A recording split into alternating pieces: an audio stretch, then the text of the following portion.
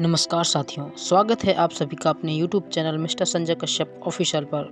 साथियों, आओ चलते हैं भक्त और भगवान की पावन सरिता में स्नान करने के लिए। इस दिव्य सरिता में वर्णित भक्त और भगवान के दिव्य पावन चरित्र और लीला रूपों का रसपान करते हैं। श्री भक्तमाल जी, जो कि परम पूजनीय श्री नाभादास जी कृत एक अद्भुत ग्रंथ है।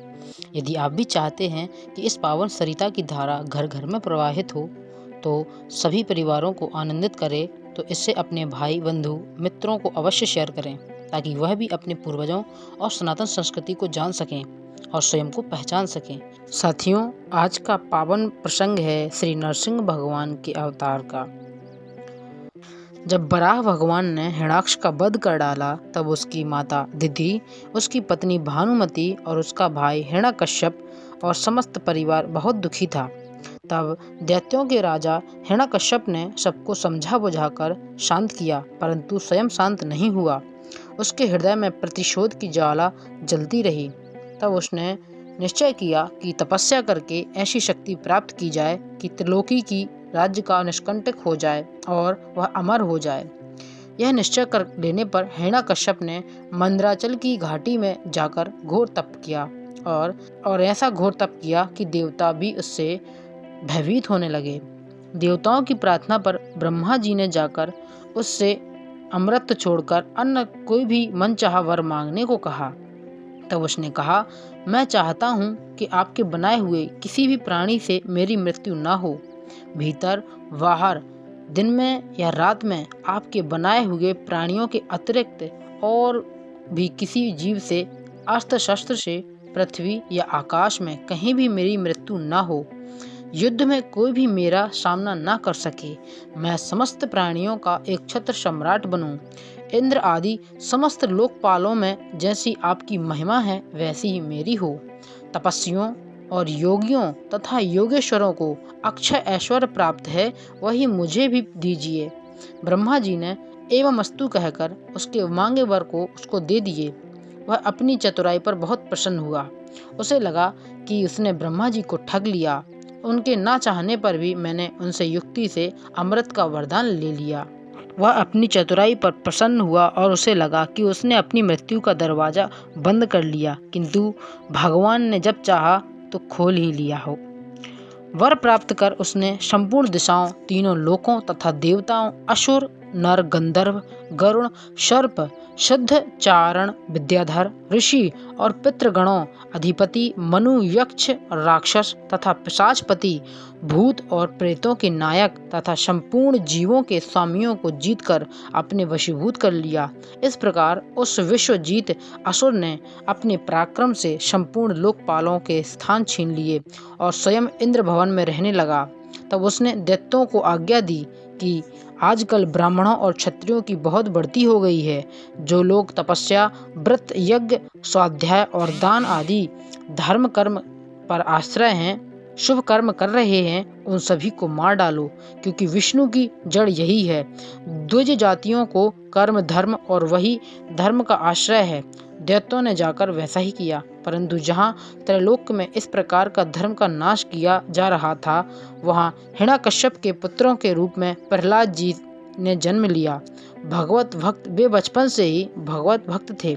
5 वर्ष की अवस्था में वे अपने पिता को भगवत भक्ति का पाठ सुना रहे थे, किंतु हिरण्यकश्यप पुत्र को अपने विष्णु का भक्त जानकर उससे यह निश्चय कर लिया कि यह भी भगवान विष्णु का ही कोई छल है, अतः वह उसे मार डालने की आज्ञा दे दी। पर दैत्यों के सब प्रयोग व्यर्थ हुए।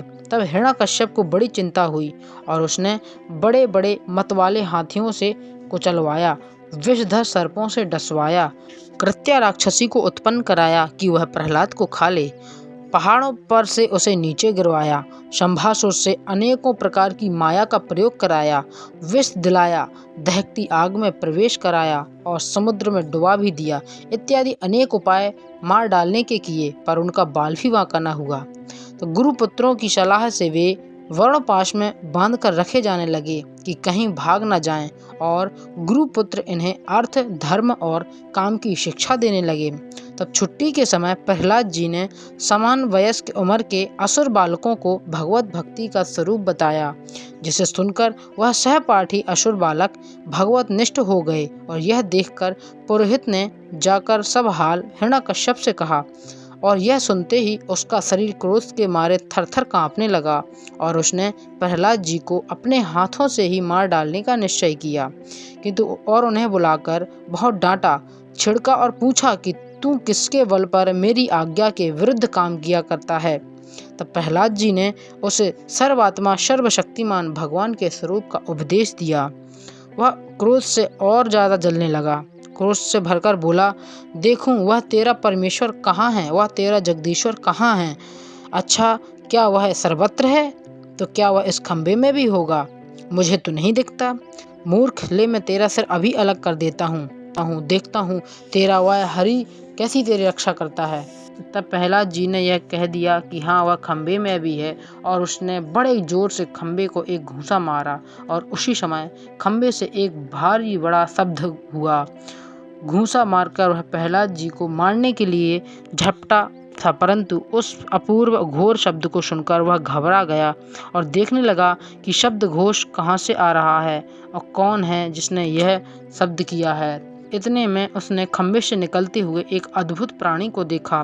वह सोचने लगा, यह ना तो मनुष्य है और ना सिंह, यह नरसिंह रूप में कौन अलौकिक जीव है।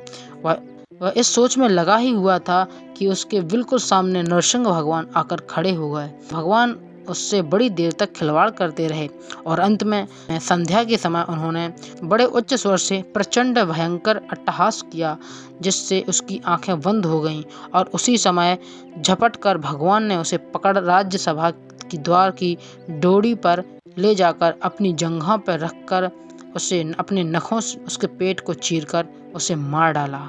बोले नरसिंह भगवान की जय। भगवान की कृपा से देवताओं की विजय हुई और स्वर्ग के सिंहासन पर इंद्र का अभिषेक हुआ।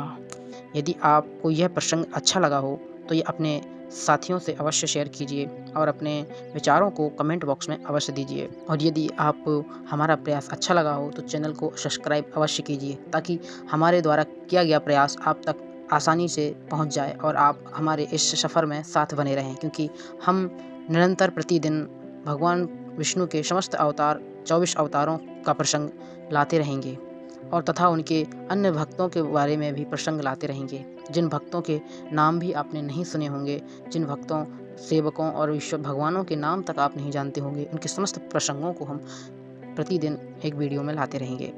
यदि आपका सहयोग और प्रेम ऐसा सदैव बना रहा तो अवश्य हम इस सफ़र में साथ चलते रहेंगे और इस कार्य को सफलतापूर्वक पूरा करेंगे। धन्यवाद।